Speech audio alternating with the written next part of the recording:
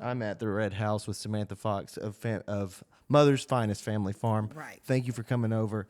I'll start the conversation off or keep us rolling by talking about how you and I came to know each other. I had a beehive on the property. I started looking around for people to help me give me advice, and you were the first one I found. And I messaged you. I wasn't your friend on Facebook. You had no questions that you asked me. You had no like reservations. You just helped me trying to figure out what to do. It's strange how this life makes you turn into, I guess it is kind of a little back in the 1960s or something. You're like, howdy neighbor, did you need something? And I like the feel of that part of this world is, it's still like that sense of morality and just, being a good neighbor and, kind of trying to help somebody out in a situation. And no situation like that is ever the same when it comes to bees. It can be some pretty different things. A lot of the times, hornets that are not bees. And I'm like, I'm sorry, ma'am, I don't do that. Look. You getting out of my professional lane. Like, you really need to hit somebody else up. Yep. So first thing I feel the need to ask is just how this whole, okay, so after you and I connected, then I kept looking at your Facebook and I was like, wow, you're doing a lot of interesting stuff. And we have a lot of overlap between the two of us of interest, I think. Mm-hmm. And it made me wonder how you kind of found yourself in this lane. You know what? It's really just been one of those things that life has just kind of taken me in a bunch of different places, and pretty much it feels like it just landed to me in a way because I wasn't looking for this, so I didn't move here, and I'm like, I'm gonna start this farm, and I have all these aspirations to return back to the land and become conscious of so many things in the world around me. It really wasn't like that. It wasn't like a goal on a piece of paper, which I tend to actually do with my life. I'm like writing things down. I'm a Taurus. I don't know if any other Tauruses find themselves to be like planning it like this is it. It's like that is the line, okay, of everything that's going to happen. So sometimes spontaneous things for us can be a little bit apprehensive about, know. But I really, as a child, loved being outside, number one. I was born in the 80s. I'm an 80s baby. So back in the day, your parents are like, you wake up and they're like, see you later. You just go outside, and you can go outside. And I felt like I was going far. But when I ride through my neighborhood, my old neighborhood today, I'm like, your perception is so different when you're younger, because I'm like, this is like a small neighborhood. It wasn't as big as it seemed to me when I was younger, because it became like a world. You go to these little places like a creek. I would jump over the ditches and in the mud. So I really like being outside. I really had just a bunch of joy with doing that type of thing. I did grow up some on a farm of my uncles, and at that time they were picking tobacco, and that's just that's some hard work. Tobacco picking is hard work, especially during that time, for not a lot of money. Like my cousins, I would see like my 16 and 17-year-old cousins. I guess they probably were in that age range, but go out and pick cotton, and they would get on the back of this truck. I mean, not cotton, but tobacco. Yeah, they would go on this truck.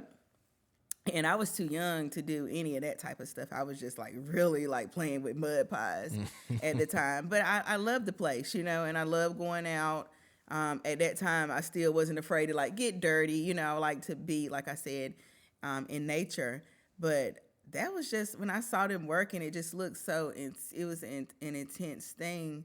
So I did have a rich understanding of agriculture, because I was in North Carolina, and you get down to the eastern part of North Carolina, that's like a central zone for so many types of farming enterprises, and especially industrialized farming. So it was like just everywhere, everywhere around me. You were in the east? Yeah, so I was in the eastern part, in Goldsboro, North Carolina. So okay. That area is just full of all of it, soybeans and corn and You do see some cotton and that type of thing in that area. Tobacco, when that was like really, the thing, the it thing. I don't know how it's shifted with the hemp industry there, considering a lot of tobacco farmers, who had land, kind of shifted to doing some hemp growing. I don't know how that's changed there because I'm not really that deep into the agriculture world there, but I do, have a good idea of, some of the things that they grow in that area. Some of the older farmers who are still doing it, which is really nice because you get to see, their connection to farming is so different. Like it's almost like another sense. And I go out to this guy's house, and he lives, I guess it's close to Wilson, North Carolina. And I think he's kind of blind. But, if you could see the stuff that he's doing, I think he probably has, like, patented his own type of tractors. Like he's added these adjustments to different things. And, for him, it's like I said, it's like he's connected to it. Like it's like another sense for him. And his infrastructure, it's just like mind blowing. Everything is in a place. And it's absolutely amazing to be able to experience it on that level because it's always something to learn from different people. Mm-hmm. Yeah, that's immediately what I started to notice when I started talking to people who do this, because I'm just like starting to dip my toe into this world, wanting to like get in touch with Earth in this way, and everybody has different approaches, everybody has different little tricks, and everybody is great at it at something, and it's amazing. It's amazing to kind of see. Yeah, it's like I said, it's a cool way to learn. Yeah, especially if you're a continuous learner because. You go around and you talk to people. And one thing this world brings is so many resources. Like I've met so many sharing people, like you said, how we met and you're like, hey, and then next thing you know, you're like, I know this lady who has a chicken. Like, yep. Do you want to buy 2 peacocks? Like, just start. It's so resourceful. I'm like into that because as an entrepreneur, it's all about the resources, and I'm like, hey, I can live through this world with resources. And I learned this genius thing, and I have to share it with you right now because, when you go out in a snowstorm and they say you need to pick up the milk and eggs. And I'm like, why in the hell would you buy milk and eggs? You need a refrigerator. You need to have all of these modern day things, like, it's so pampered, this American lifestyle is so pampered in such a way. And then I'm like, ding dong, it's not the eggs and the milk. You go to the farmer and it's the resources because you can actually get a whole cow from them. So you don't really need, it's like a, like a saying or a slogan that's like, once I got in the word, I'm like, I get it. It's not about the eggs and the milk. It's about knowing the guy who has the eggs and the milk. And, so that's been sort of my perspective on it. I'm like, I do need some eggs and milk, like. Absolutely. Very cool. So okay. So let me back up to this.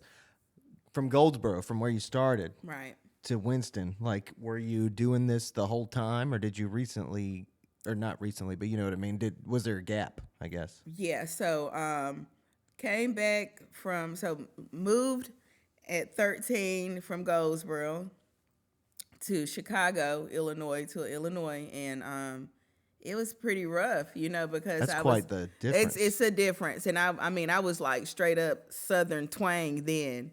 And, going there just yes, ma'am, because I lived in a household with my grandmother and she was very like up on the respect, just straight Southern. Like you don't not say yes, ma'am and that type of thing to adults. So, you had that Southern like upbringing and going there is completely opposite. It's like New York. They'll see somebody in a wheelchair and they're like, get the hell out the way. They just don't have, it's different. Okay. It's city. Whereas you go in the South, you're like, hey, how you doing? You see your neighbor and you're like, how you doing, John, or whoever. Right. And, that feel was like completely different for me because I was so used to it being, that southern Southern, feel. yeah. Yeah, that southern hospitality. Like my grandmother, she would like cook for somebody if they passed away, a family member, to make it easy. And I mean, like my grandmother had 9 kids, so I mean, she can like cook for a lot of people. Like she can cook for hundreds of people and do that type of thing. And she was just brilliant at it. I just looked at her before she passed away. She was doing that same thing, and I just like really, I'm like, you are like literally amazing. I mean, it was so amazing to see what she was doing and how dedicated she was to it. I mean, it was like an artwork for her, and how much love that she was putting inside of it. Is this And the grandmother, by the way, in Chicago? no, so this is my mother's mother, who is originally from Goldsboro, Okay. North Carolina. Gotcha. Yeah, so that's where she's born and raised in that area. And they have some indigenous groups of people in that area that are straight up like Afro-Carolinians in that area. That's where they're native to. They're native to those areas, and you'll find, it's easy to research that type of thing and look it up, because those people were really going out. Like my grandmother, she was one of them, and she was going out and getting. I remember once she would make pine tap tea, I think it was called, and she would go out and you had to get a certain part of the pine top, and it's like when you had a cold or that type of thing. But anyway, she would make this concoction out of it, and those are the type of things that you learn when you're from that land. You learn to forage, and we were at one point, travelers and roamers of this land and gatherers. And I wish we would kind of get back to that. And that's where I am with this thing now. Is I'm like, I don't want to suppress that. I want that to be, if I want to roam and find things and do what is naturally inside of me, like I want to do that. So, Yeah. Yeah. So, I mean, when you were in Chicago, was that the landscape of being in the South and being out able to roam and all that, like, was that missing from your time up there? Yeah, it was definitely a different kind of roaming. I could tell you that. The roaming was nowhere near. You go and it's just like loud, and the cars and all of the downtown, and I mean, it is a lot. It's a lot. Just making it from block to block is a lot. Going through the alley to the store is an experience. This place is like, depending on what area you are in, it's just like live 24/7.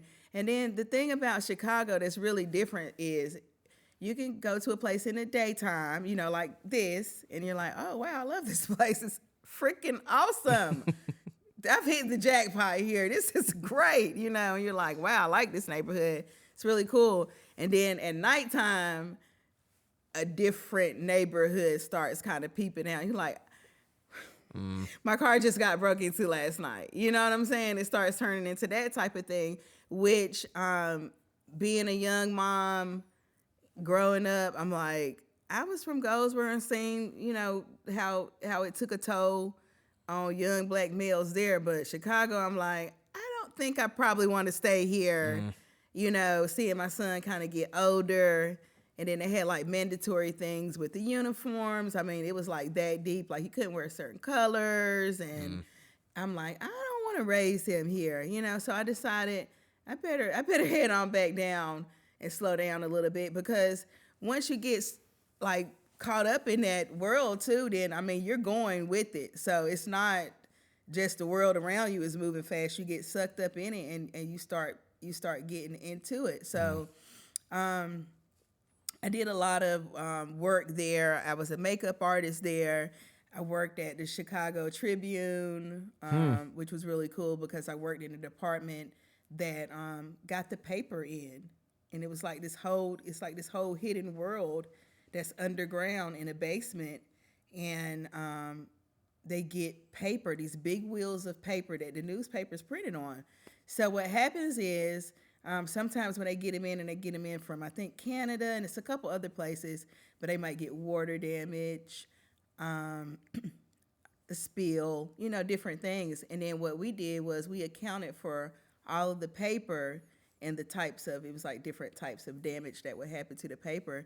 And we would see these big, humongous rolls and paper spinning. And I mean, it was an exciting world to see. Like printmaking at that level was just like, wow, this is so cool. And like I said, it was underground. It was like in this little basement type deal, I guess, under the building that you see on, I think that's Michigan Avenue. And it's just like this whole different underground world, yeah, with the paper printing. It's really cool. It's like a prestigious paper to work for too. Yeah. So my uncle is who I live with there. That's my adoptive parent. And he has a lot of resources. He's just one of those people who knows a lot of people. And he got me a job there. And I worked there a couple years. And like I said, the experiences were like amazing. I had so many cool, and I would take the Metro train, and I would take like an hour to get to work from where I lived. And I remember one time I was so sleepy, I fell asleep.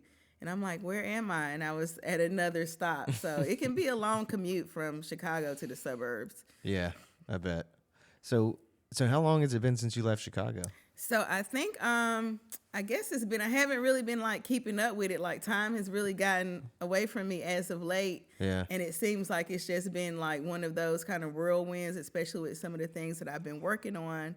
It's really, I've been having a really like one track mind, just focused on my work and really like living out my life's purpose.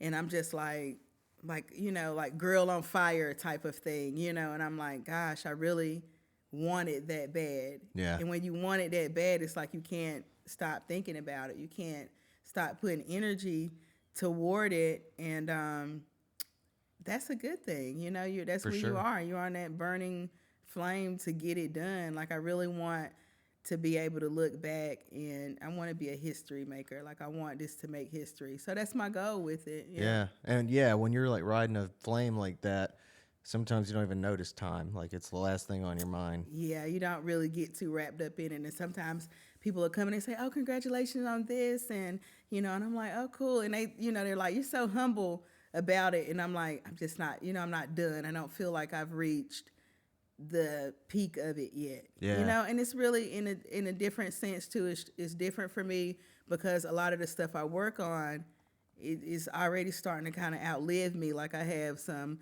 stuff that's going up in a museum in Charlotte with the Discovery Place Museum. They're going to do a live beehive that they're redoing, and it's supposed to be like a really big deal. And then they're going to have I guess some type of digital aspect. And then a picture I did with a photographer here in Winston-Salem, Christine Rucker. We did this picture of me with a crown and holding a bee frame, and it just exploded online. People are like, what's that? I've never seen anything like that in my life, you know.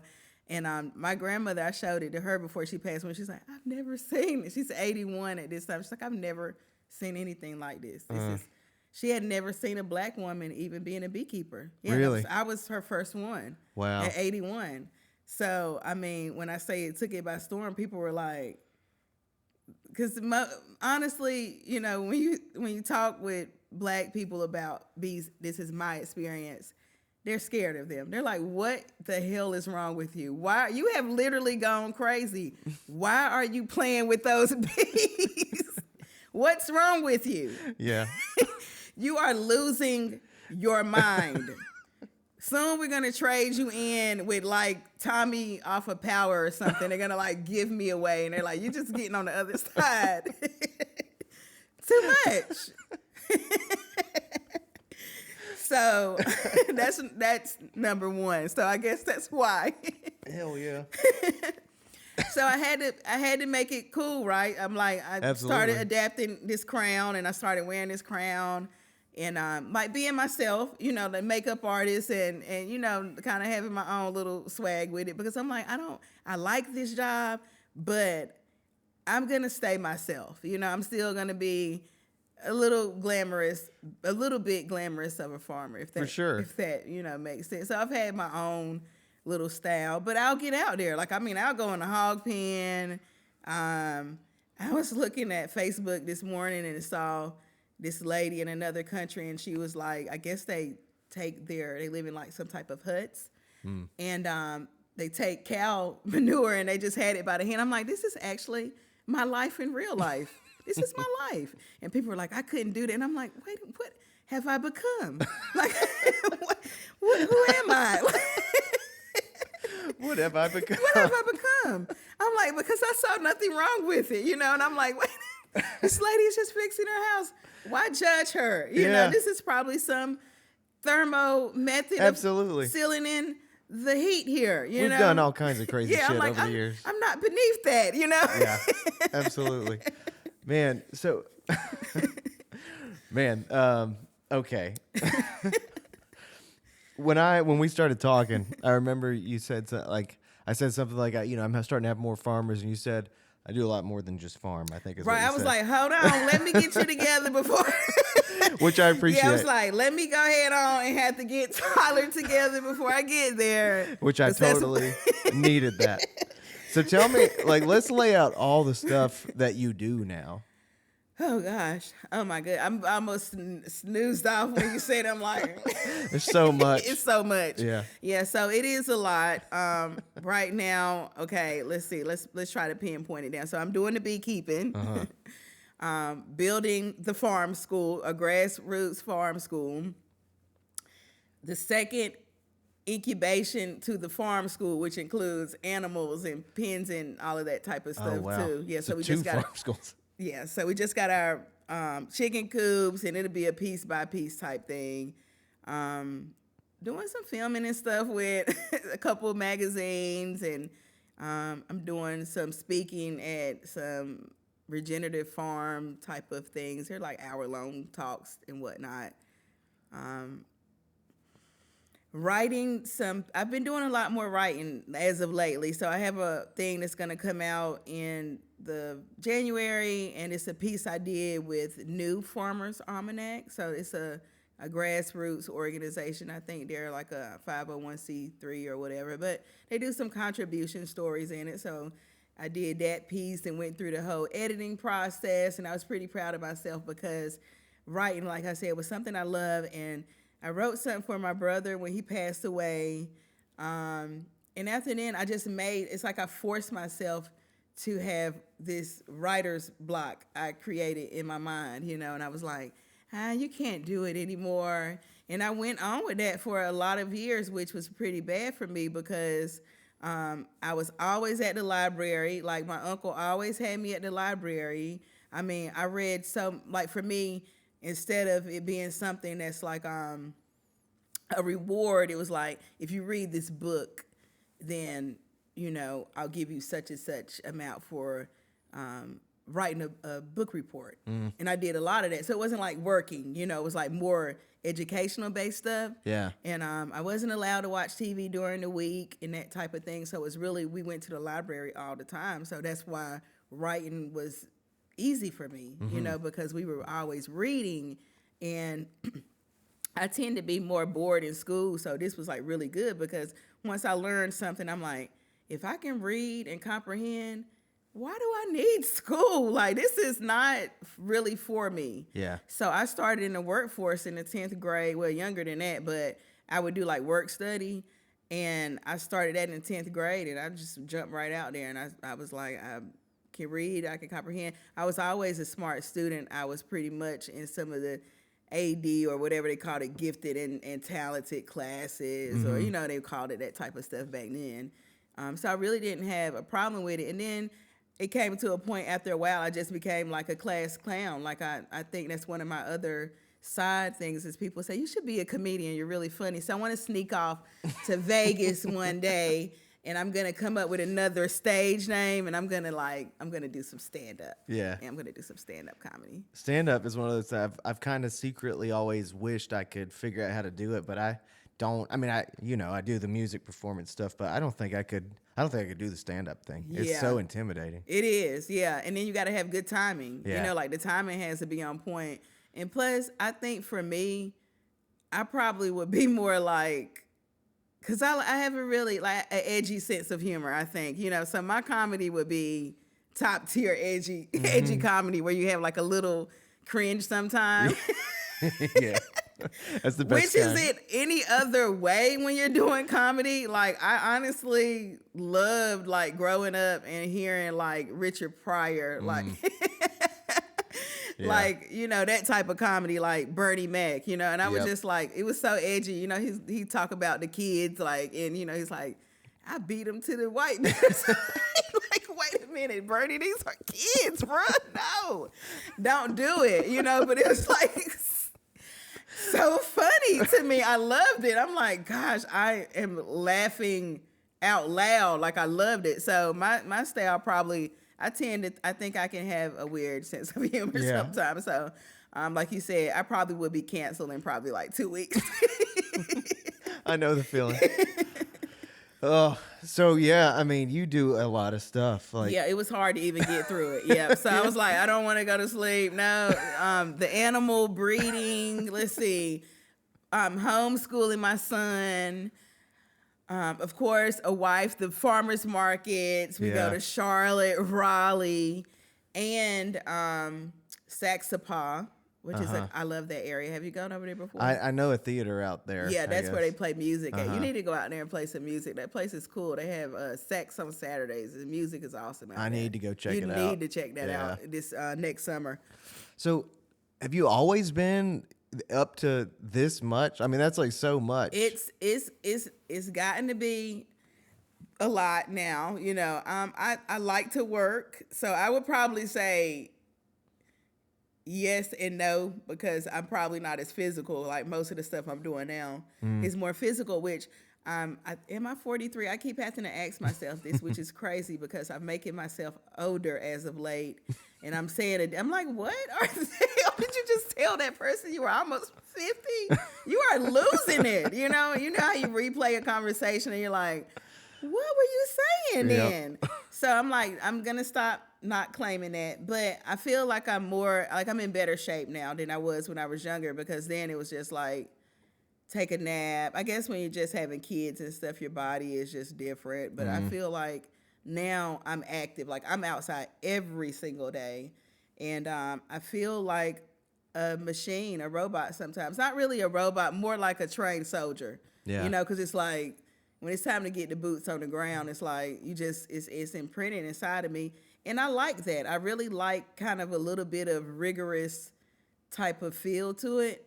And I wish I would have gotten to this when I was younger, because I really want to do like more of like guerrilla style beekeeping, like straight up in they have places where they're in the mountains, and it's no beekeeping suits and equipment. It's like just straight guerrilla style. I want to have that type of experience with it, because it's already beautiful in the way it is, but I want it to be just like all natural, like they live in their habitat, not the box, which I call Walmart, and do it that way. I see. I didn't know that was a thing. So I guess, I mean, is the bee thing, obviously all this stuff is stuff you do and are like skilled in. But I saw today, I guess, like you mentioned our state, and you mentioned you're like the bee queen of North Carolina, I think is Right. what it said. Is the bee thing like your main art, your main expertise? I'm a constant learner there. I'll say that because the world is fairly new to me. I've been there for about 5 or 6 years. I would by far not call that, being in that space a long time, because a lot of people are there for 20 or 30 years. So I would consider myself humbly a newbie there, because it's so much to learn. It's so much information to learn. The beekeeping probably gets me the most attention in terms of what I stand for there, and being really vocal about some of the changes I want to see there in that space. It was farming for a little while, but I'll probably say the beekeeping just brings me more attention. I do love beekeeping though. Like when I go out there, it's just like my happy place. I'm like, hey girls, are you hungry? Do you know, I treat them like little sweet little pets or whatever. I mean, they're really just beautiful, and I have this ultimate respect for them. So I probably would be more like, because this really can be a difficult place for me there, because it's more like a spiritual and sacred place and sacred geometry inside of it. And then, I also have the side that's some of the business side of it. So I tend to kind of get lost more in the mystic of it, if that makes sense, the magic of beekeeping, because it's so much there. And that part is what actually really just resonates with me a little bit more. Like I said, some of the mystic feeling of it, the Yeah. sacred part of it. It's just like a special magic there that I like. So like I said, when I go out there, I have to kind of catch myself from, going into this, oh, let me just, enjoy this. And, I just want to look at it for hours, and I like watching their behavior. Sometimes over at the second property, it's a lot of native bees. They have milkweed and all these different native plants, native persimmons, and just a bunch of good stuff, wild carrots and elderberries. And I'll just go around and I can find all of these native bees, goldenrod. I mean, it's just a powerhouse over at the second space. And so I'll just follow the bees around and I find all of these native bees, and I could do that for hours. I mean, I literally can go out there and just follow them around for hours. So, like I said, I have to kind of find a balance there and let it, still be, business, because I am in the honey business, and I guess that's more so what they look at when they say the queen of honey, is because I came in like a giant. I was like, hey, if everybody else can play, it's straight business. I was like, I'm going to play too. This is not just for you guys. You thought it was, didn't you? Yeah. No, you're not going to have all the fun here. So I guess, I tend to be that way. I'll say I can be that way in spaces when I get my mind on something that really can become a driving force of getting it done. Yeah. So let's talk about the changes. I mean, I think I guess it seems to me that the question, if I was going to ask it in the form of a question, it might be something like, are these identities like not as related in this time in history that you think they should be? In the beekeeping world? Beekeeping. And I think I've also seen you talk a lot more about like black farmers and like, where's the overlap here? Like, why aren't more people? Yeah, I'm like, everybody should be asking that question. Yeah. It's really become, for me, I'm like, people are so happy with being entertained. Like, you really have to, get through all of this pile of shit online, basically. It's like piling through. Come on, somebody has a brain out here. Let's think about some of the things that you should be asked. Like, you're not concerned what happened to them? Where are they? Why aren't you doing it? Why don't you hear anybody in your family talking about it? And it's really to a point where I think it could just disappear. That's the scary part for me. I'm like, so after a while, because right now where we are, the actual farmer is Hispanic. When we talk about, the farmer for our food every day, the industrial is more so. When I look at the world of it, is Hispanic now, and which is great. I love that, because they're do it where they're from. That's their native practice. It's indigenous practices that they do. I wish they didn't have it. Some of them are not getting paid, of course, fair wages. Exactly, I don't wish that by far on them at all. But I wish them the opportunity to be able to build these enterprises here in America the same way that the people they work for are doing. You know. So when I say, I wish it for them, I just wish that, they could kind of get in those situations and be able to build those same things, have access to land, those type of things. Land access is one of the biggest reasons that we don't have a lot of people of color farming. They don't have the opportunities and the resources to have the access to the land like some people, other people may have. So for me, like I said, it's alarming to see this, because I'm like, that's not my history. I'm like, no, I'm not settling for that. I don't feel like that's a good place for me to settle in. So that's why I'm like, really being out there kind of turn my insight around about like every day, like what I need to be thinking about what's important and creating and my own legacy in this lifetime. Like I said, I want to do my life's work. This is a part of my life's work. I feel like is preserving some of the practices that that will fade away. Like I said, this stuff is like slowly leaving, and then it'll turn into like this movie, and the Egyptian people are all white. You know, all the farmers are, none of them. And then who's going to tell you? Because you don't research a damn thing. People don't research a damn thing for themselves. They want somebody to do it for them. And they don't seek out that type of information. Like I said, it's all about mainly, like I said, entertaining, kind of pacifying the situation. And that could be with a lot of different things, food. It's just a bunch of things, you know. And I'm like, I'm not okay with this. You know, I'm not okay with my history just disappearing. And then we don't have any knowledge of what we used to do. Like I said, we were gatherers, hunters. We don't do any of that anymore. Yeah. None. Yeah. So, you know, I'm like I said, I'm like, I don't want to run from it. I want to go as close to it as that I could possibly get in this lifetime. Yeah.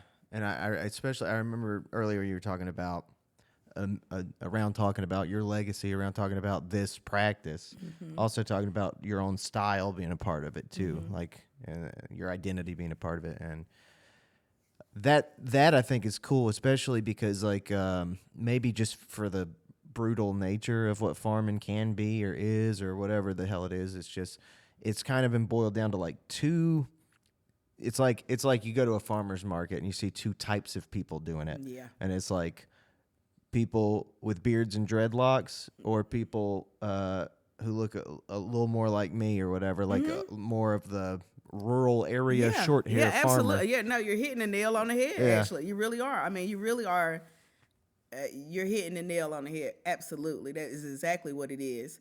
And I'm like, you know, you get in there, and a lot of people can't get in there, especially black people and whatnot, because they have so much red tape around it and different rules that, you know, might be hard for them to, you know, do certain things and have the know-how of certain certifications. You know what I mean? That type of stuff. Like, you know, I need this to make a baked good, you know, and actually sell it inside of a retail store or a location. Because, I mean, honestly, you know, I don't knock it at all, because I will go and eat some street tacos in a second or whatever, you know. Sure. But I'm like, to make it most people don't have the know-how on how to do what we're doing. Like, I mean, we have pretty much a major distribution deal with the mead.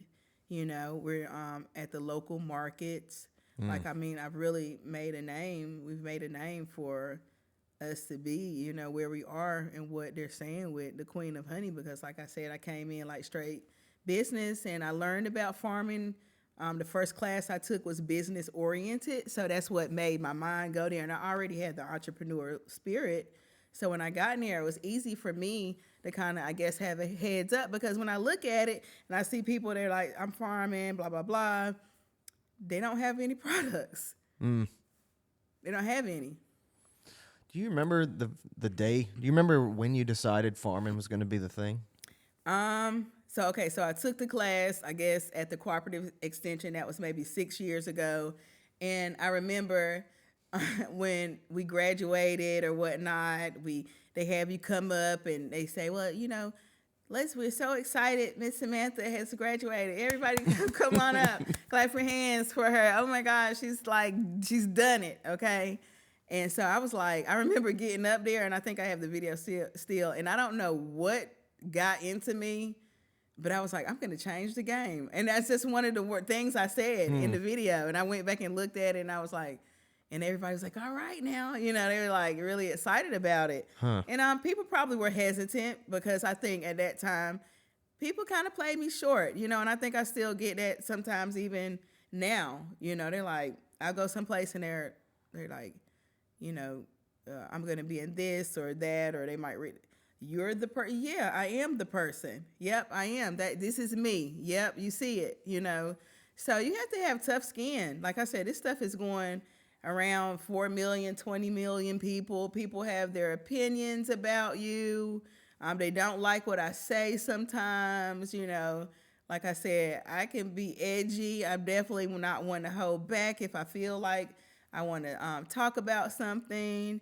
And now it seems like a sense of urgency here with me. You know, I just feel like this sense of urgency, like we need to stop walking around and acting like these stuff just doesn't exist. Yeah. You know, like it's really becoming a point of, it's like everybody's like numb to all of it. And I'm like, okay, when are you gonna like wake up and see this is some bullshit? Like this, all of this stuff that's set up around us has even, you know, progressively gotten worse. Yeah. It's gotten worse. And especially when I see the youth, I'm like, we're growing fast kids.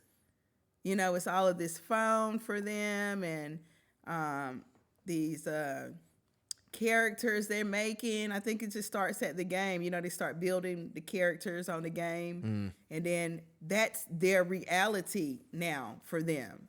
They're living like that now. So it's just, like I said, it's becoming, like I said, a sense of urgency. I'm like, people need to wake up and fast. Yeah, let's dig into that. So you said some stuff earlier that I think that we probably agree on 100%. And that was before we actually rolled. So like we were talking about music, we were talking about farm stuff and gathering people together. Mm-hmm. You also mentioned something like how politics is kind of dividing people. And then now you're talking about all this, and I'm wondering, like, okay, let's talk about this urgency thing. Like, what do you? I think we're probably gonna be able to express the same idea, but I was wondering how you would say it. Like, what is it that you're worried about, and what is it that you feel like we are off track with? Just all of it. Just, you know, living in a sense is just like, I mean, it's really gotten to be, you know, at a bad point now. And it's like driving people crazy. I mean, it's actually driving people crazy. Yeah. All of it. It's making them go. And it wasn't the fact that, I mean, we've always had crime and, you know, that type of thing going on. People, excuse me when I say this, but I feel like people don't give a fuck anymore about a lot of stuff. Yeah. They've really given up. I mean, they're like, whatever. I have no energy left to even deal with my stuff, yet alone anything else. But it's just so many things. It's so systematic, all of it. You know, it's like, it's not even anymore where you could be like, it's the police killing black people. Remember, like we went through, like even with George Foreman, and I'm not taking away from that at all. That's not what that's meant to say. Yeah. I'm just saying it's not like that anymore. Remember, it's just like, it was like everybody, we were kind of all sick of it. And it was like, that's just not it anymore. You know, this world has made a major shift. I mean, it's changed. Everything is changed. It's not going back to be the same. It's becoming more, of course, a digital world, and, you know, moving toward, it's like really, in my mind, it's like man versus machine now. You know, it's like man versus machine now. We have the meta world.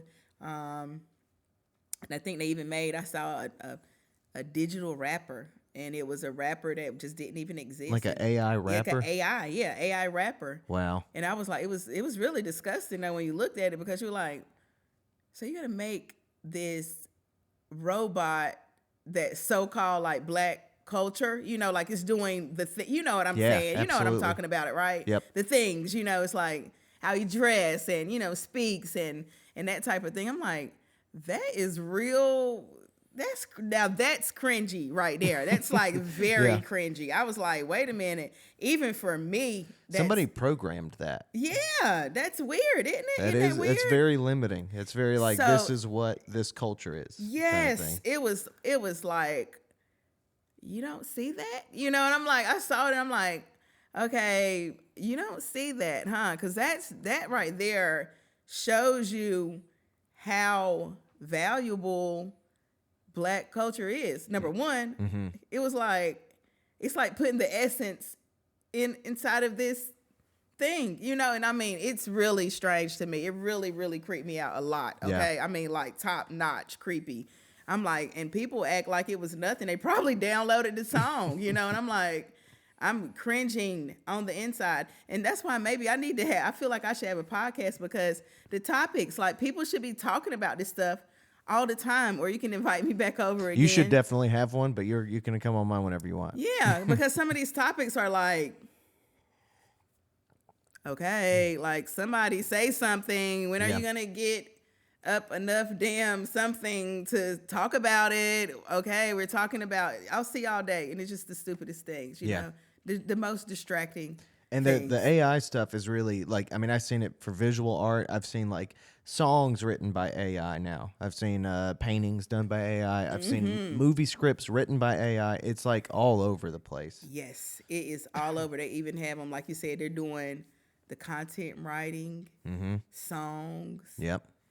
and I'm like creeped out by all of it. Right. I mean, Yeah. for me, it's too much.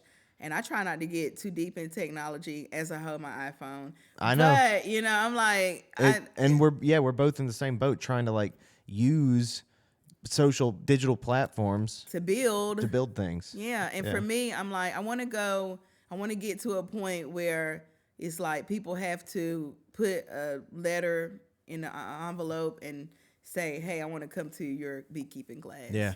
I want to come to your farming class. And that's it. I'm totally pulled away. But anyway, back on the subject we were talking about, when I go out, my energy is just like gone too. It's like some type of different energy around. It just I feel zapped. Like I went to the farmer's Yep. market yesterday and I'm like, I get home and I swear I'm like, it's a different feeling. My energy is totally gone. And I'm like, what is that? And it was so much going on with the coronavirus, the C word. And it sort of seemed, this is my opinion here, Yeah.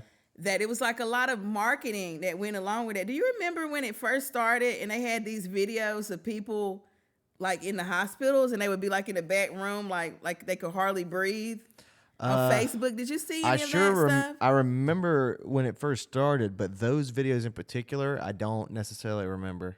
Yeah, I remember seeing that. I saw a lot of that and it seemed like it just kind of, I by far do not think the coronavirus is fake. I think it's very real. I'm not saying that at all. Yeah. But it seemed like it had this bit of marketing that I saw that went along with it. It was like it was almost like scripted visuals to like in print inside of you, like some type of conditioning or whatever. Because I went to school for, originally I wanted to be in the criminal justice field. So I studied like all of these different things about, the way different jails and stuff were set up and how they would quote unquote reform people. Like they had silent prisons. They had all these different things.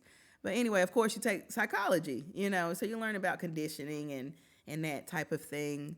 And, I'm like, gosh, it just really seemed, when I look back on it, this is not when it was going on, because when it was going on, I was like, oh my God, I'm like, is that going to happen to all of it? Because it seems so. And then when I look back, because I tend to really absorb information fast, especially on social media, which is good for me. And that's how I'm able to get content that people look at. Like I'm looking at it more from an analytical standpoint. It's just not scrolling and rolling for me. I'm able to like I said, go through the pile of poop to pull out like, how do I talk to this group of people? What are they interested in? Yeah. So that type of thing. Because you really want to, like you said, you want to talk about what you're doing and you want it to resonate with people and people to get interested. So you got to go in that world, to do that type of thing. Yep. But it was just a weird time because, like I said, when I look back, I'm like, kind of just seemed, like I said, like a marketing type of thing that really kind of scared the crap out of you.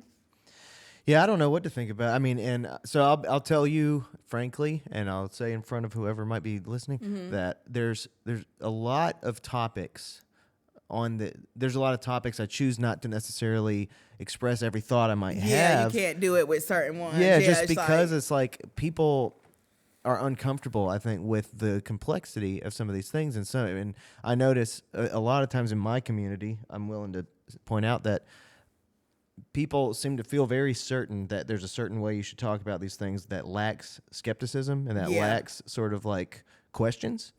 And that's cool if that's how they want to feel about it or whatever. And I'm not judging people. I'm not saying that I have the right questions to ask. I'm just saying there was a lot of shit around the whole experience. A lot of people claiming to know more than they knew, and a lot of people taking advantage of the situation. That's for sure. I think that's a very tactful way to put that. I mean, I like how you Trying did. to It was be. like very great. I'm like, gosh, I wish I had that much. I'm like, this is fucked up. Like I wish I had that. Like, can you share? I need to come back over just to get that amount of tact. It's just been, I have developed it over the course of like 2 years of trying not to piss people off. Yeah, That's well, you pretty know much what? it is. You need an adult sticker for that because it was actually very. I like how you did that, and that's probably the most tactful way to put it. It was a strange time. It was Yeah. a strange time for sure.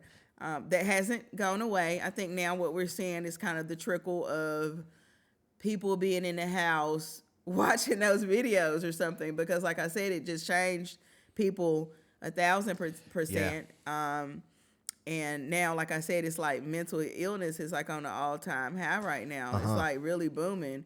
But like you said, it's the industry. It goes hand in hand. Like, I mean, it really can seem to be somewhat of some social experimentation Right. going on. Yeah. Because I'm like, how do we get, and the people who would say, I can't wait when it gets back to normal. Those, I'm like, what are you talking about? Yeah. For me, it's never going back there. It just doesn't seem to be something that I can even have in this fairy tale in my mind. But like I said, I like the hard truth. I'm like, I want the hard truth. I like the hard truth. Yeah. And I think we live in this just like really, and it's anything goes except don't talk about certain things. Which is wild. Yeah, it's wild because you can like go on TikTok and do the most insane thing, but don't you ever Yep. say this certain way, okay? You're gonna be in some damn trouble. Yep. If you ever do it, okay, definitely don't be like Dave Chappelle. He's a prime example of somebody who can't stay out of the hot seat. Yep. It's like the line is thin. Okay, it's like people are get joy out of canceling people. Like this cancel culture shit is crazy. It's like they love it. They're like, yeah, let's crucify him. Absolutely. And I'm like, gosh, I'm not a fan of it. I'm not a fan of the whole cancel I'm with you. culture. I think it's whack.com. I'll say that. That's my point of view on it. I'm not a fan of it. I got the same birthday as Dave Chappelle. Okay. I'm very proud of that. Yeah. He is awesome. Like for a while, he was one of my heroes. I was like, yeah, Dave. Yeah. One thing I noticed too is when I talk to different people, it get like, and I think we both know what we're talking about. We both we understand the experience that we've been observing for a while.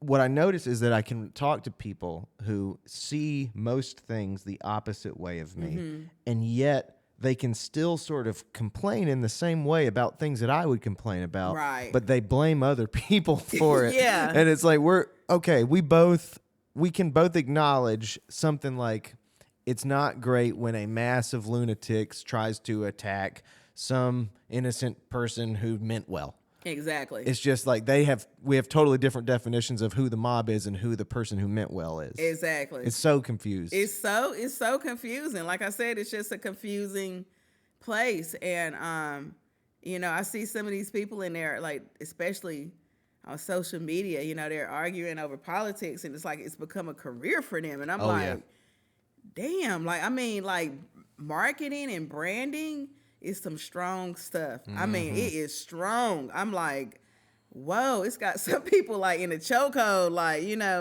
and they go right along with it. And I'm like, because I just don't have that much time to invest in, arguing over the politics all day, and it's just become like a second life. And I can see what they mean. They want the system to change,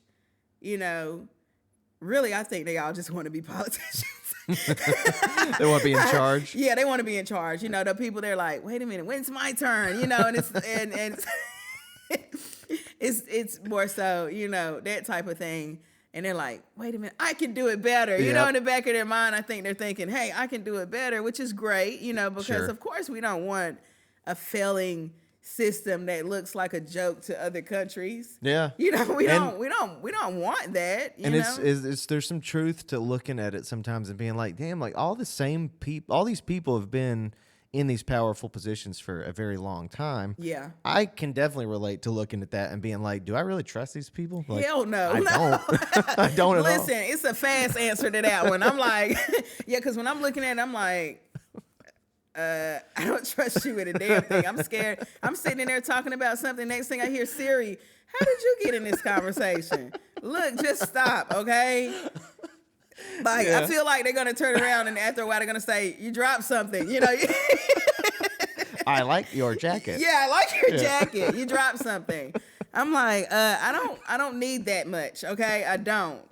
So, you know, trying to be off grid as much as, you know, you can and, you know, carbon footprinting and that type of thing. Like Yeah. I said, guerrilla style a little bit. You know, Yeah. like I'm like, I want to do some tactical stuff. Like, you know, I want to really know how to like live out in the wild. You know what I'm saying? Absolutely. Like, you have to know that. So that right there is something that I've been seeing grow among people, and along with it, in a lot of cases, is something like what we were just talking about, like acknowledgement of I'm not really interested in continuing to participate in the culture wars. Yeah. I like more the idea of, well, not being at war with people I share a country with, and also like learning how to be independent and self-reliant and not have to Right. like go to the grocery store, like have to have an open grocery store around me in Right. order to stay alive. Yeah, yeah. I guess now, because something that has changed for me also is I've been able to like talk to people around the world, like with my speaking. I've been meeting people from all over. My documentary went over to New Zealand with a bunch of other documentaries from the U.S., and they were from all over the world. And man, it was a cool experience. We would have been able to go to New Zealand. It was actually picked to be, you know, one of the top films. I can't remember the category, but I think best short film or something in the U.S. I can't remember the exact That's title of it. badass. Yeah, so it's called Dock Edge. So it's in New Zealand. So I was like, I don't care where this is. I got in a evening gown in my living room. We had to wake up at 3 a.m. in the morning. And so, you know, the documentaries are playing and they have the U.S. category is there. And so they like, oh, we got Believe in Ghosts by produced by Courtney Dixon and starring Samantha Foxx. So, you know, people are like, yeah, and they show some of it, whatever, you know. So then they go on, and then the next film from the U.S., and like I said, this is remind you, people from all over the world here, right? Yeah. So then they go on to the next U.S. category, and then it's a film about George Floyd. And so it started playing, and you should have heard it. It was like the most traumatic shit you could ever hear. And I'm like, I know these people are thinking, what the heck are they doing over in the United States? And like I said, when you see how other people, people were cringing. You should have seen The Room. You would have been like embarrassed. Okay? It was that, it was pretty horrific experience. So wait, help me understand what like this experience was. Like, are you saying that the film that they showed was... So it was a filmmaker who did a film on George Floyd, but like I'm saying, it's a traumatic. Yeah. It was like all this, when it came on initially, the film, like I said, they play a part of the film. So when the film came on, all you heard was like screaming, madness, chaos. And the people were like, the lady who was like, you know, doing the MC of the night or whatever, she was like, I was like, we look terrible. You know what I'm saying? It really made me, like I said, it started making me see like how other countries view us. Yeah. And I'm like, this is like not a good look. You know what I'm saying? This is not a good look. Yeah. It looked horrible, okay? When I tell you, it was just like, I was traumatized. When it came on, it was like loud. And I'm like, but then, you know, when you're there and you're like basically there in the setting, I'm like, can you imagine, you know, that's what they think of us in this country. I'm like, this is this is pathetic. This is not good. It was very, like I said, I think everybody left there with a little trauma from the United States. It was that bad. Yeah. Yeah, that was no joke. It was that no was joke. a monumental moment. It was a monumental moment. So we filmed the documentary during the time that it happened. So some of that stuff is inside of it. Oh, really? From around the world. Yeah, even in my film, some of that stuff is in there. Yeah. Of course, I didn't win that night. The George Floyd film did take home the win, which is perfectly fine. I expected that when I saw it being played, and I already, kind of had a feeling about it. I'm like, it's really hard to beat that, because it's a storytelling.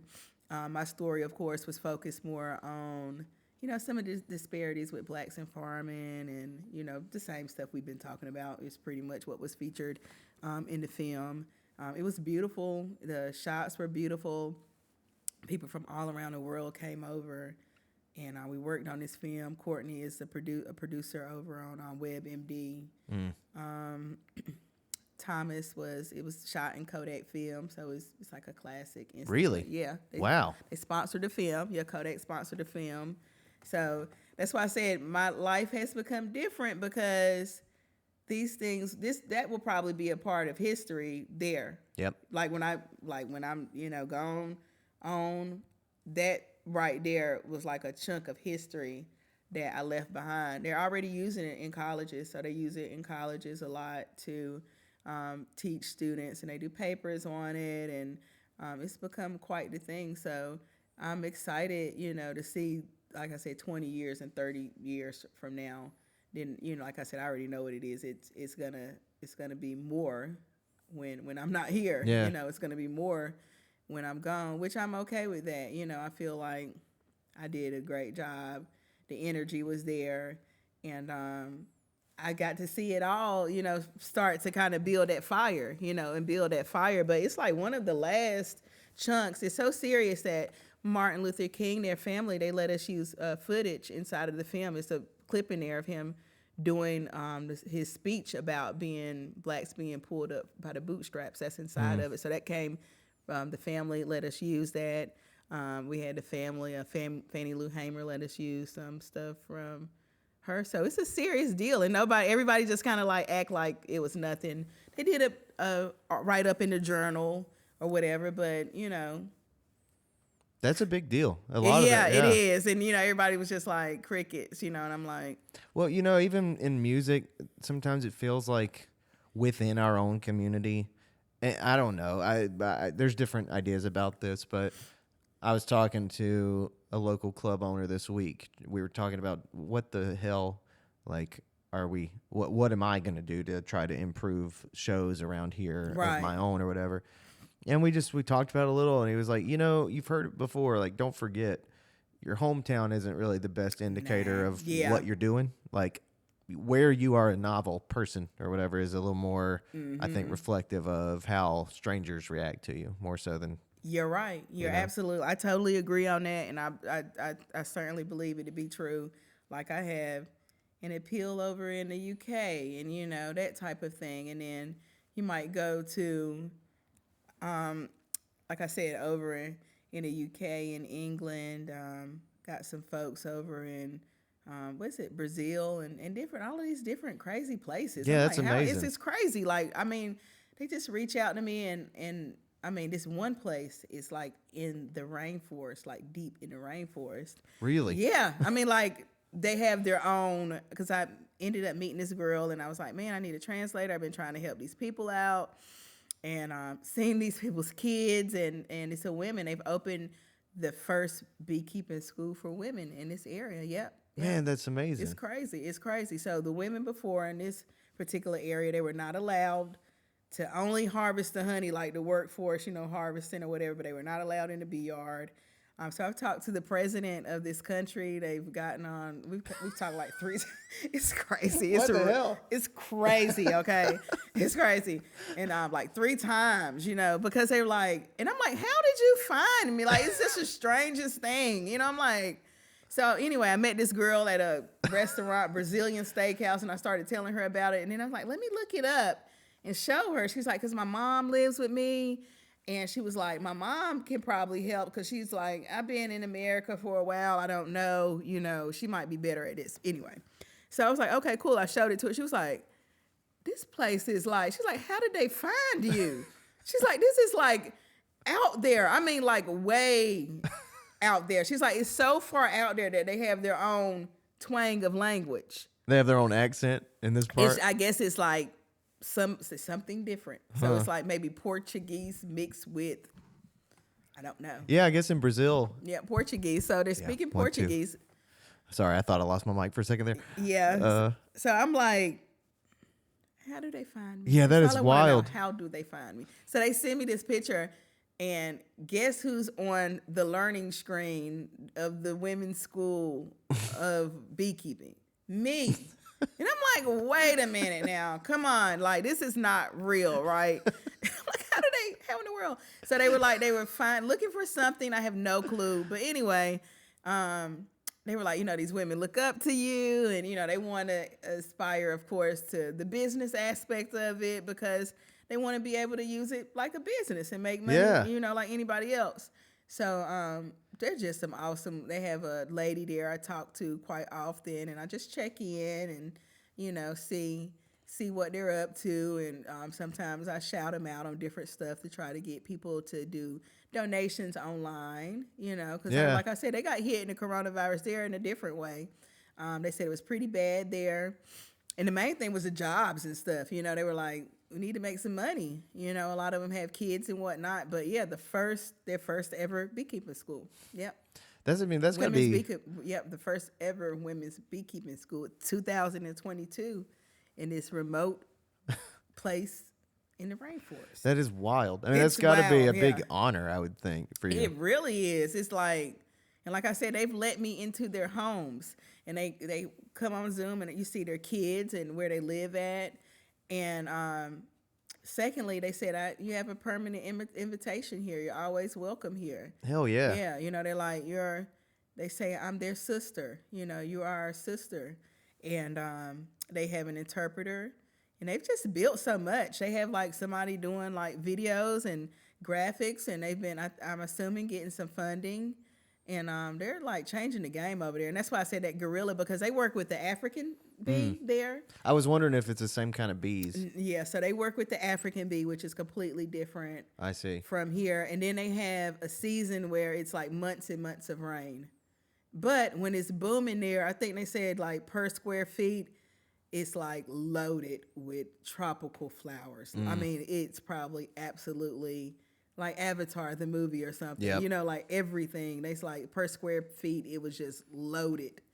So when it's going, it's going. But I can see the sense of guerrilla style beekeeping. They do have suits and stuff now.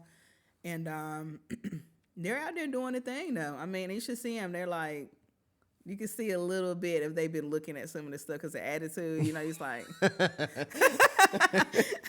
Yeah. And I like it, though. I'm like, okay, I like that. That's cool. They got some attitude about it. They starting to get a little, queen bee attitude going on. And I can just see them posing. They're like, down. And I'm like, that's what I'm talking about, girl. Man, I'm definitely got it. Have you already been in touch with Aperture about your film and everything? So we played it over at the Aperture, and they played alongside, which was the gift for me. They played it alongside this movie called The Hive. Oh my God, Tyler! Tell you, where was it set? I think I remember this movie. It was in it was in another country. So Right. The war period. Was it not? It's not Poland. No, it was a foreign language film, right? Foreign language, yeah. And when I tell you, it was for me. It was like the same thing that had experienced somewhat now. And this woman, I mean, I loved the film. I mean, loved it is an understatement. I don't watch too much TV or that type of thing. I just tend not to like to waste time, But I was so glad I sat down and watched that. But anyway, she started this business from making, her husband was in a war or something, and he had hives, and she was taking care of the hives, and she was jarring this honey up and just, people would give her jars. It was just amazing. But anyway, she got the women in the village who also their husbands were gone and were trying to make money. And she organized them, and they were making this stuff with this red pepper, some type of like sauce, right? And I'm like, this is me. This is what I want to do. And they were all just making this sauce. And she was so smart that she even got it in the grocery store. And they were like going to these different places, but men didn't like it. They were like calling her the H word, and I'm like, how is she the H word? Because she's making some damn sauce. Like, make it make sense, okay? I mean, it was crazy. They were like, get out, and I was like, how is she that? How did tomato, whatever this pepper sauce, because they had the, the real big red, big pretty red peppers. Yeah. And, she would go to these, they'd be like, get out of here, and I'm like, excuse me? Like, this lady is a hustler, okay? She's turning the village around. Yeah. All from making this sauce. And she got it in stores. And she had all of the women. They were all motivated to make it.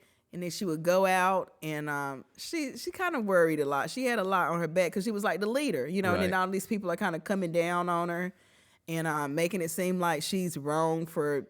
Like I said, she was turning stuff around. She was making it pop. Mm-hmm. And I loved it, okay? I loved it because it was like she got everybody motivated, and they didn't even think they could do it. And it was something so simple and so simple. But she would have to go and get some of the peppers from different men, like I said. And they gave this lady hell. They were like, she would go someplace, and they would throw stuff.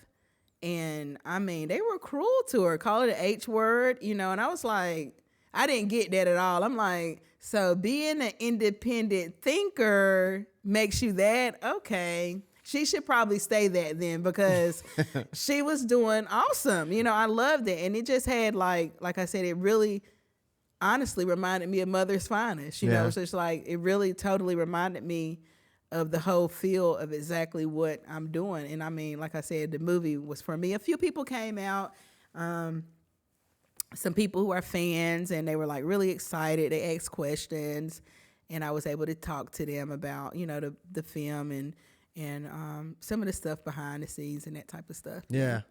It's funny because I was managing Aperture at that time. Oh, okay. And I guess you and I just didn't meet each other. I didn't work events at that time, so Okay. I was more like putting the tickets for that event I got on the you. website. Right. But we probably could have met back then and didn't. I bet. Probably didn't, yeah, because I know what happened when I was there. It was a guy that was there, and then shortly after he passed away. Do you know who that is? I do. Yeah, I did know him. because so, I mean, it honestly had to be like a week or so. It was so crazy because, I just communicating with somebody, and he was setting it up and doing all the talking and stuff with me to organize this event. And then a few days or a week, maybe, I see. and they said he passed away. And I was just like, wow, that's rough. So actually, then I misspoke because that would have been more recent Okay. than when I was managing there. Okay. I work with Aperture still, but that Hive movie, I'll bet they showed it a second time or something. I don't know, but yeah, that was Quentin, really sweet guy. Yeah. And I got to work with him for, I don't know, about a year maybe before that happened, and that was super unfortunate, but it was a shitty situation. Yeah. I hated to hear that. Like I said, it was like communication one day, and then, you just don't get into something anticipating, something like that to happen. So, yeah. Yeah, real bummer. But Yeah. So I meant to ask you this: like, have you been seeing maybe the reaction that you hope to see? Like, are more women or more like black people, like whatever, getting involved with what the message you're putting out? Are you seeing interest in what you're putting out there? I definitely see a interest in what I'm doing, in terms of it really, bringing people back. But like I said, it can be strange because honestly, I'll tell you, my market is like 50-year-old white women. To be honest with you, I'll tell you the truth. It's like that they love it. Okay, they love every single piece of it, and it's one of those things where if Martha Stewart said what I was saying, the black women would love it. They would just like love it, okay? And it's so weird. You know, I'm like, look at Martha Stewart and look who she appeals to. Yeah. It's like opposite, you Yeah. know? And then for me, when I'm out and I'm saying, hey, I'm over here, you feel me? I'm like, Yeah. who's coming to show up? It's my audience is white. It's white women. Yeah. I'll just be straight up. I mean, I was talking to another friend of mine. I mean, like, it's weird how much gardening and flowers and like different things became this I haven't ever thought of it, I guess, in like ethnic terms until our conversation. Right. But in my world, that's like, it's often thought of as like women appreciate this shit more than men do a lot of the time, which is kind of unfortunate too. Yeah. It's kind of like, why? Like, why wouldn't we all be participating in like self-preservation, self-reliance, all that? Yeah. And really health, because when it comes down to it, you know, the main thing that number one that I saw where it became a personal journey, I'm like, this stuff is horrible. It's like really, it's no chill. Okay, the chill is none. It's set up to kill you. And if you think about it any other way, then your head is in a damn cloud for real. Because if you mean to tell me if these companies are making deodorants, the everyday stuff, the shampoos laced with chemicals, the food is laced with chemicals, and nobody is like flinching, and then you go to the hospital, then what? Basically, the majority of the Americans now, diabetes, heart disease. Is anybody flinching and say, oh my God, let's save these people? We can easily, let's give them a stipend to start farming or whatever. I don't know. You know, that's definitely not an easy answer at all. But, you know, but I get what you mean. Yeah, I'm throwing something out. But, you know, that wouldn't be the concrete ultimate, like, let's fix this thing. I mean, yeah, but people talk about like what we're entitled to as far as like what benefits go, like what benefits we want from the government.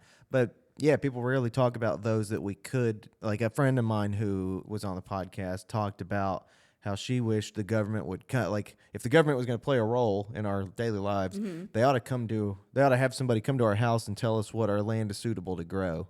Yeah, like tell us what our dirt, like the condition of our soil. That type of thing, you know. And that's why I've started this farm school, is because I'm like, the kids in the next generation, they're barely going to know about any of this stuff. You know, they're not going to be connected to anything. And I think that's the problem with it, is people are not connected to anything they eat. They're not connected to their healing process. They just go to somebody and say, this is wrong with me. Okay, take this. They're not remotely a part of their healing journey. Like, they're not going out and saying, let me connect myself in some part of it and be accountable too. Yeah. They're disconnected from, you know, now it can be just conversations, you know, like just emotions and stuff that humans need to do, you know, every day, because we're becoming, like you said, in that world of like AI where it's just so artificial. Everybody's trying to be somebody else, you know. They're like, oh, look at that person, I want to be like them, you know. And these are grown damn adults, you know. And it's like, wow, you know, I've never had a desire to not want to be myself. Like, I want to be, I'm not the first whoever, I'm the only me, you know what I'm saying? And I'm like, I'm good with that. Like, that's perfectly fine. But now it's just like becoming like a stamping mode, you know. It's like, be this, or, you know, put it in this box. And people are they're good with it, you know. So I guess the humans are actually becoming the robots in a sense with with none of the technology that you need to be, you know. They don't have any armor or hardwire that's going to make them last any longer, if that makes sense to you. You know, they don't have the machinery, you know. They're wearing themselves out for nothing. Yeah. And it's like, it's weird. You would think that the more that some of our daily life shit gets passed off to robots or whatever, you would think the more individualistic or unique we would become. But it's like completely opposite. We're just becoming complacent. It's complacent. It's like, oh, okay, let me see that, I'll do it. Hand it here. Look. Yeah. Nominate me for this, you know? And I'm like, wait a minute. Nobody wants to think for themselves. Like I said, they're like, oh, they'll figure out. The government's got it for us, right? We don't need to think about it. I could barely think about getting from my job every day and just getting back home. That's plenty for me. You know, they're like, that's enough. Yep. And I'm like, man, like, I just want more. You know, I'm like, I want more. And I'm like, that's why I said, how bad do you want it? You know, how bad do you want it? Yeah. Me, I'm like, I want it bad. Like, I want to, you know, sustain myself as much as possible. Of course, you know, you need health along the way to do that. I just need to do my own educating because I don't like the educational system here. I don't. I think it's just full of, it's a part of the system, you know, and it's really becoming now even worse. The teachers now are along with it. You know, you like, wait a minute, did you just say? The teachers are saying screw the parents. It's the teachers fucking crazy. are like, I mean, it's anything. Okay, the teachers are doing illicit shit with the kids. You know, I'm like, I ain't have no teacher who wanted to sell me weed at all, okay? Like, I missed out on that damn party. I mean, it is a different time. When I tell you, know, I'm like, I didn't get teachers like that, you know? Yeah, definitely. And then you see the teachers, you like, she took the student home and had him there for what the hell? Oh, God. I don't want to stay with I didn't want to stay with any of now they're younger, you know, they're younger. We had these older teachers. Yep. And you wanted to get as far away from him as possible, you know? Yep. I mean, like I said, now you just don't know what to eat. When you hear something that could be the most craziest thing, you're like, that doesn't surprise me. Yeah.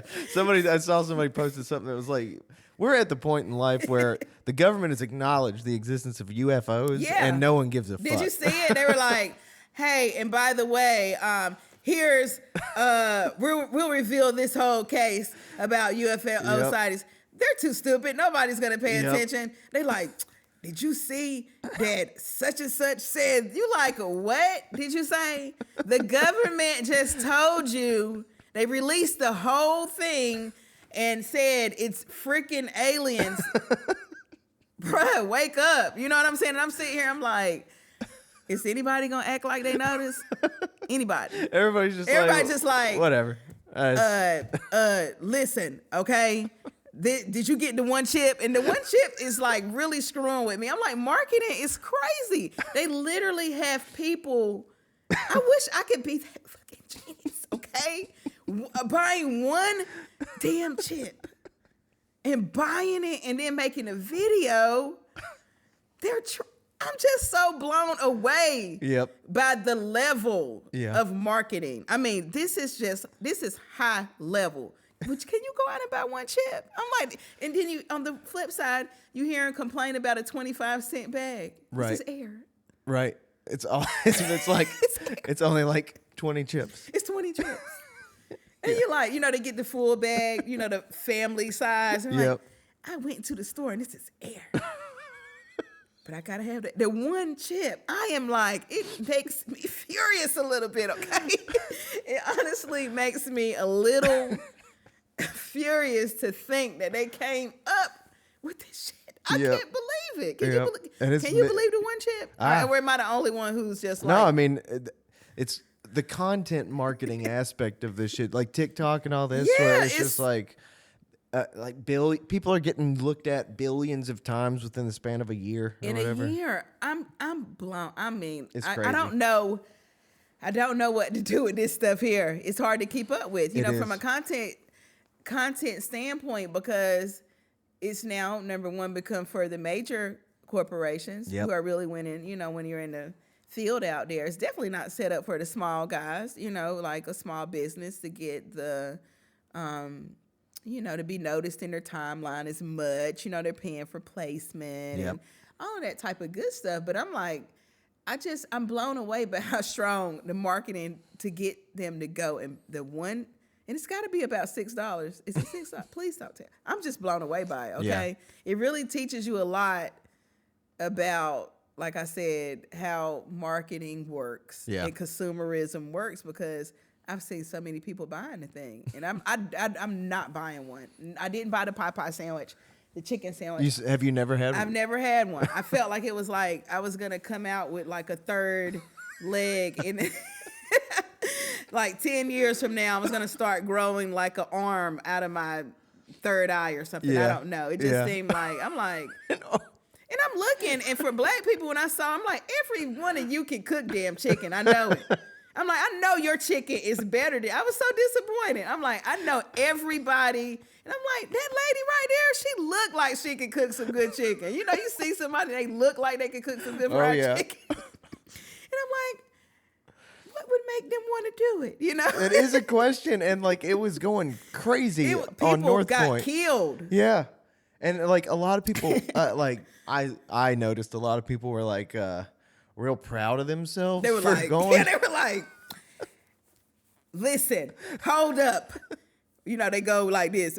What's on your mind? I'm going to tell them I went and got that damn sandwich. Yeah, damn sandwich. Yep. Right now, okay? Listen, I'm getting ready to go and let them know that I went and the line was not long when I went. Be mad. Look. Did you do the adult Happy Meal? No, okay, because I'm pretty anti McDonald's. Like we stopped eating fast food for a while. That's good. And it's scary to me. I'm so scared of the fast food. And I guess people probably will look and say, I see sometimes people say, I can't deal with somebody who doesn't act like they're too good for fast food or whatever. And I'm like, listen, don't deal with me then, because it's scary. The stuff that is inside of this stuff is like. There's a reason it's like $2.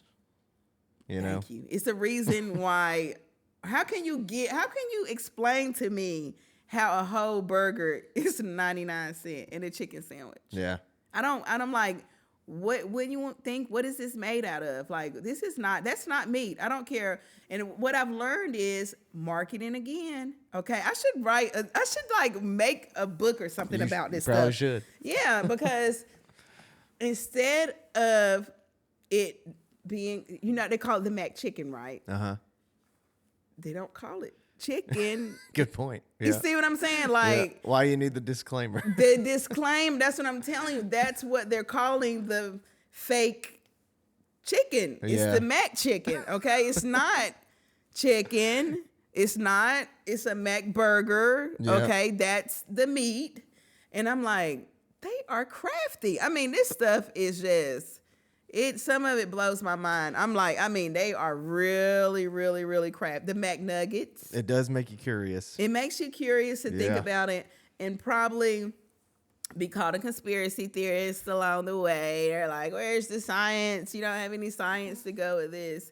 And, it's like like I said, the line is thin, because it's a thin place. Yeah. It's thin. I'm going to remind me to tell you something after we're off the microphones. So, before we start to wrap up, I have one other topic for us to talk about. Okay. You were telling me about what you're doing at your place that you probably don't want to, I don't know how much you want to tell me about it, but it's very similar to something I'm getting going here. So it sounds like we're both talking about like, where music overlaps with farm and like events and shit like that. So, I don't know. What do you like? Is there anything about that you would like to talk about? So I was mentioning to you about us doing the Sunday Vibe is what we call it. And we were paying, during COVID, I worked with a lot of people who were like, that was their last day. They were like, I won't be coming out to do any more video after this to anybody's house. Or, I'm working with such and such. And I've worked with professionals from all over the world, and they're like, hey, this is my last. One of them was on the news. I can't remember which one, but it's an older cat I met. He was really awesome. He shot me in Kingston a while ago. That's my son. He was like, this is my last gig. Yep, today. Yep. So, and then once I got through with that, what kept me going was working with all of these people. Like I was still working, putting out the film and shooting and, telling my story or whatnot. And I'm like, getting back into it. I'm like, all I need right now is like just to keep putting the effort into my artwork, in art, agriculture, into the ground, my energy there. And like I said, it just became like a vital time. And then I was like, wait a minute, like people need this, that people need this space was another thing, because I'm like, man, art heals. be it music, therapy is therapeutic for me. It's therapeutic for so many people. Yeah. Painting, whatever your medium is, all of it is something that can be a healing, type of thing. And like I said, I really wanted it something that wasn't like with some of the politics of some of the other, different places, locally or whatever, because like I said, it's got to be politics when we don't see my film even really recognized. It really represented Winston-Salem all throughout the globe in farming, you know.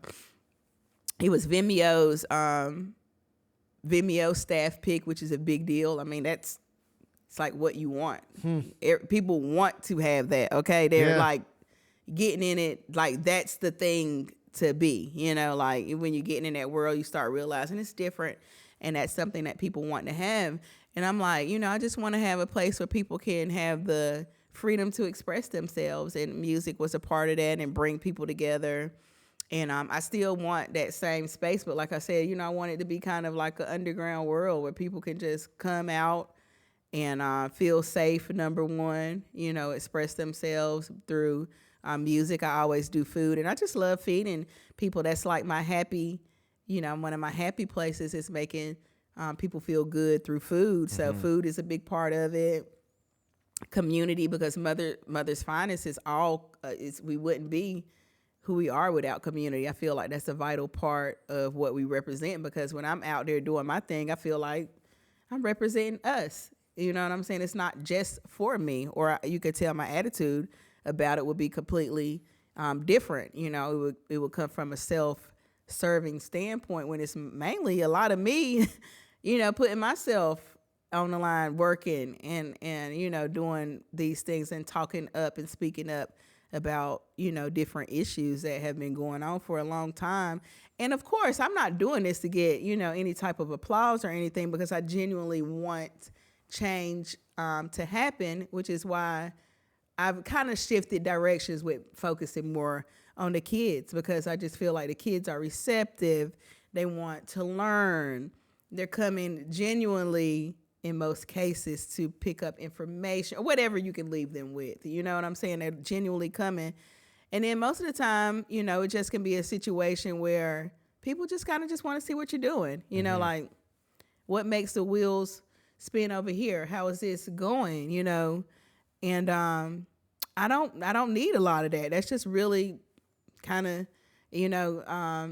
just gets in the way of things a lot of times. And I find that to be the case in a lot of situations. So I've kind of become like really into my own world lately. I've become like on this just little island of Samantha, besides my family, and I'm like, I just need to focus on me, like that's nowadays that's enough. It's like I only have enough head space here to do what I need to do.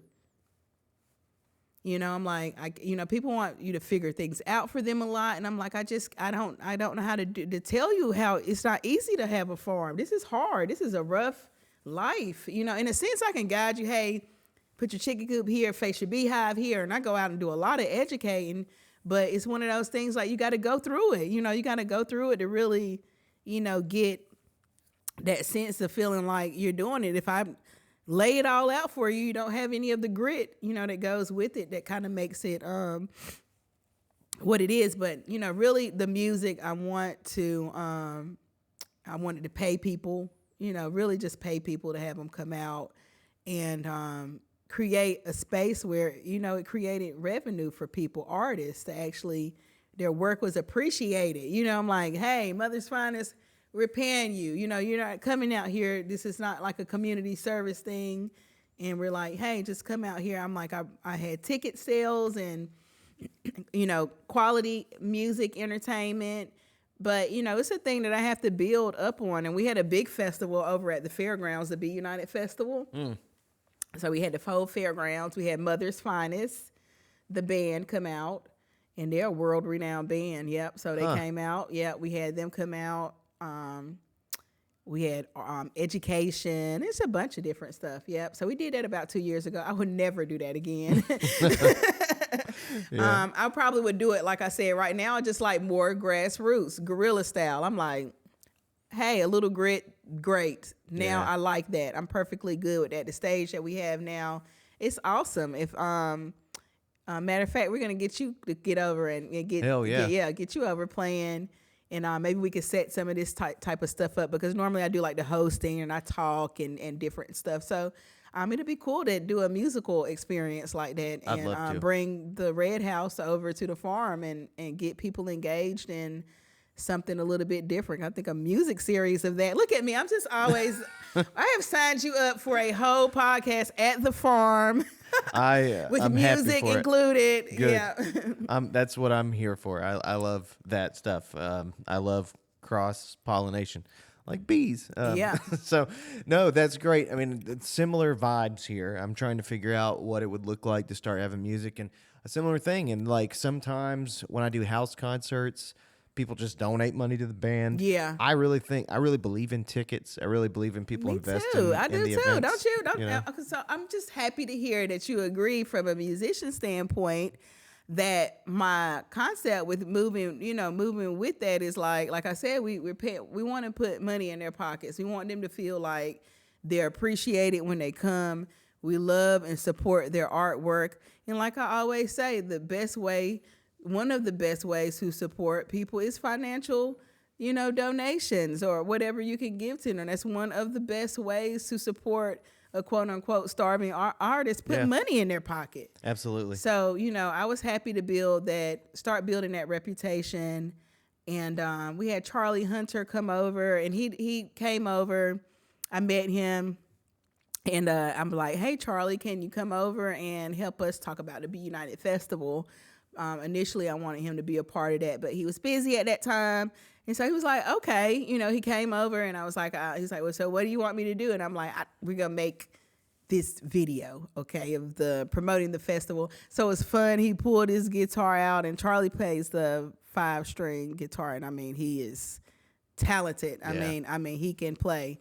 But anyway, so I brought my goat over, and it was like this goat. It was so funny. It looked like I was going to start rapping, and they were like, man, I thought y'all had like this little group going on. So he came over, and like I said, I want to have him come back, but he really just kind of blessed the place. And after that, we didn't know that we were even going to do the Sunday Vibes. I'd have been like, hey, come over here, and play. But I've done a couple events with him with fundraising, and he's just been awesome supporting Mother's Finest. We really appreciate him.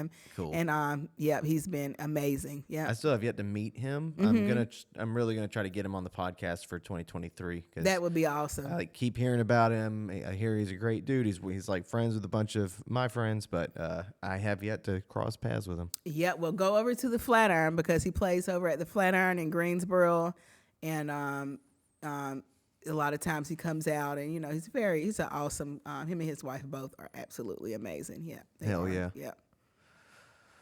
Well, damn. I think we have covered it. We have talked about everything. Okay, We talked about a lot. We went through a lot of different subjects, and I hope everybody buckles in and get ready because I'm pretty sure that was probably a lot to take in. But most people who follow me know I'm like this all the time. I love this. it. Is probably. This can be a mild version. Look, like this can be mild, but I'm gonna come back again, Tyler. I'm gonna invite myself back. Yes, really, seriously, come back whenever. And also, if you want any help sorting out your own podcast, you probably don't need it from me, but I'll be glad to help out. But come over here whenever. Yeah, I'd definitely love to come back. I really enjoyed this. You are an amazing host, and you did a phenomenal job with That's very sweet of you to say. the questions and you're really good at this. You should keep this up. And you're actually like very, it's very laid back, like how you do it. Like, I don't know the proper podcast terminology, but I like this. I think you should keep going. You're actually a brilliant host. Well, I really, really appreciate that. Yeah. I mean, I want it. That's part of the thing. Part of the idea here is just there's so many brand names and so many things. There's so many musicians. There's so much things going on that I think the best way for people to connect with each other is to really get an understanding of who we are or whatever. Yeah. And and I'm talking about for me, getting to see you talk about what you do and hear you talk about it in story form it just makes me like all the more enthusiastic about what you're doing. So Yeah. that's kind of what I hope other people experience as Yeah, well. I definitely hope people can, take away something positive, of course, because that's definitely the message here.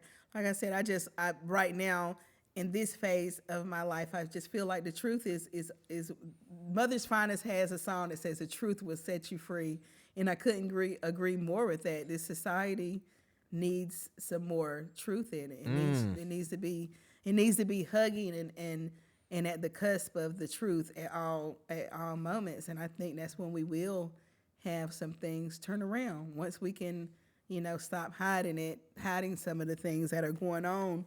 Then that's when we can move forward. I can't agree with that anymore. Like that, I 100% relate to that. I think everybody can just kind of like move forward with things and go towards a better direction. And hopefully one day, that type of satisfaction will come from another generation. They'll get that. Yeah. Yeah. I hope so. Truth is the greatest concept we've ever discovered, and I Yes, hope that it we is. I hope we do figure out a way to like remember how high of a priority it is. And I really do think farming is a huge part of that. Oh yeah, I absolutely think farming is definitely, and having voices like mine in it. Like it Yep. is a new generation. Like we're not silenced. We're not sitting over there like, oh no, master, let me help you. It's like the oppression of it. You know what I'm Yep. talking about? The oppressive side that they want it to be so much about. You ever notice how like when you talk about farming with black people, that's how it becomes that thing because it's different. It's different. It's like when you talk about it with black people, tell me am right or wrong, is it all about the oppressive side of it? Is that what you like? Mainly when we look at history, it's all oppression. Is that like the response you get a lot? It's just the history that I see. It's Yeah. all about oppression when it's like, that wasn't it. Yeah. That's the marketing to get it here. Yeah. Everybody wanted to feed them damn selves and take care of themselves. You know what I'm saying? Like, Yeah, it's like it's kind of a privilege to be it's able to kind do of it. a privilege. You're like, wait a minute, like this history version is a little bit twisted, and I'm like, my uncle was a farmer. I saw that, and I'm like, why does it always have to be only the oppressive side? Right. That's the thing. But when you talk about it from a standpoint, if we talk about a white industrial farmer, just throwing it out there, Yeah. then you don't hear shit like that. It's nothing like that. Yeah. It's like Bill lost his crop and now he's going to charge his insurance. He's going to use his insurance and get a big fucking check. Okay. Absolutely. Yeah. And you're like, hey, kids, now you learned about farming 101. Look. Yeah. It's like, You see what I'm saying? It's like, it's all the business shit. it's all the business. Yep. It's not that. Okay, farming that is, hey, like I said, hey, Bill, you lost all your crop. Yay, great. Get your insurance, get you a check. He's like, had me a great farming year. He's walking around like, like the man. Yeah. And I'm like, it's two different worlds because imagine, and I'll wrap it up here, but imagine this. If we had it where everybody who was black, who lost their land, they were getting their reparation checks in 2023, their land returned back, and they were cashing out like Bill. Why can't we have that? You see what I'm saying? Like, why can't we have that type of energy? They're saying, hey, you know what? These people's land have been taken from them. They were intentionally pushed. Let's give them what years, 20 years worth of what they would have grown there. Yeah. In a check. Let us be happy. So we don't have to always just be, like I said, some oppressive standpoint. I'm happy farming. Look at me. Like we want it to be more. We want it to be the same energy as Bill when he's getting his check after not growing a single damn ear of corn. Yeah. I was talking to another friend of mine, and we were just imagining what the world would be like. And I don't do this I don't align myself with a particular ideology for how the world should be. Right. But imagine a world where instead of like you have some, I don't know, really super rich software developer in California buying up farmland all over the U.S. Instead of him owning like 20,000 acres, you could imagine an acre being utilized by 20,000 different people. Yeah, like It's a like- bit like building their own like community, like we're doing. Yeah, or now. just like if you and I both had an acre of land that, or, like if we had an acre of land all this Right. time and learned how to farm all this time, like we would have like come up with a lifestyle of becoming self-sufficient all the while instead of sort of Yeah. like waiting till later in life to do this or whatever. Yeah. It's interesting for me to imagine in a world where that's part of the lifestyle. And I don't know. I would love for it to be a part of the lifestyle. And, right now, my mindset with it is similar to like, just like I said, building my own village. Like Yeah. I want my education to be a certain way, with my own children. And I'm doing that. I created a homeschool. Spread that out. I want my entertainment, to be from a certain place doing that. You know what I'm saying? I want certain things just to be how I want. I don't want to accept some of the things that are presented to me out here. I know the school system, everybody can't homeschool, but I mean, my son, I could just see a complete difference in him. I mean, he's just so smart. Like when I look at him at his age, like he's doing math, he can do all of the math at the farmer's market in his head. Just, I'm coming and buying 2 honeys and this and that, and that's $50, and then give him the change. And I'm like, I was like literally eating glue balls, okay? like I was not, public school did not do that for me, okay? Like he's completely different. I'm like, wait a minute, like you are kicking butt, and he's doing art and selling his artwork. And I'm like, I need, when you're aware of who you are, I definitely think it gives you this confidence of being able to do whatever you think you can do. Like I know who I am. I know I don't need you to tell me this is you. This is your history, ma'am. Here you go, ma'am. Here's your history pack. Here's your identity here. Right. You know what I mean? And you take this and you go on in your life and don't ever think you can do but this much, okay? This is it for you. Yep. And I'm like, you know what? I'm going to take mine. I'll take mine and just put it in the trash can. No, thank you. That's pretty much how I feel about identity in general. It's Yeah. like, I don't know what to do with it anymore. I feel like it's just, I don't know. It's just like, it just comes with too much in every form that I can imagine it, Yeah, it's definitely like, it's some different times, and, you try not to get caught up into it. But I mean, it seems like it's just a lot of adults who are like still finding themselves. And I'm like, I've always, like I said, I've never wanted to be somebody else. I've always been like pretty headstrong, where I'm like, I like what they're doing, or, hey, that quality is cool, Yeah. man, I like how they stand up for that. But I'm like, it's only one. I want to be me, that's it. That's all it is to it. And it's like whatever comes with that, because I also try I don't try to sugarcoat an approach. Like, my story, like I said, it's a real story. I've talked about some of that, and, I don't feel like it takes away anything, at all. And I'm like, not afraid to tell it. I'm not, afraid to say, hey, yeah, I was going through this or that, because like I said, we need more truth. Yeah. We need more truth. It's such a smoke and mirror world now with this social media. It's just bananas. I mean, I'm like, what the freak? Is scary when I see this stuff. I'm like, wait a minute. I don't want them leading me any damn where. Like, Yep. I'm good on that. Like, I'm so scared of it. And I'll see adults who just don't even understand.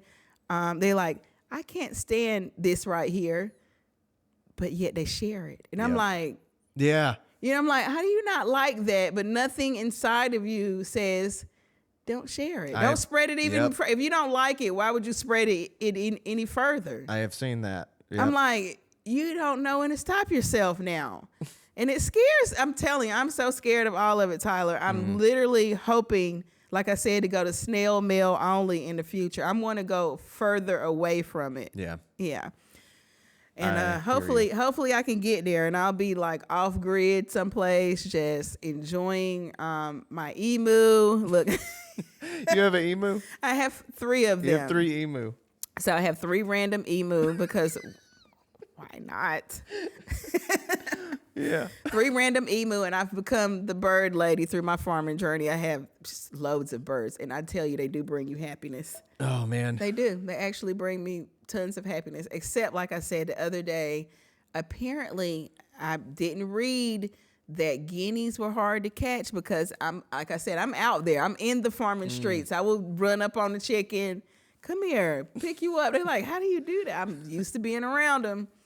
And so I went to go get the guinea. I wanted to put it up. I said, I want you to live tonight. Let me put you up.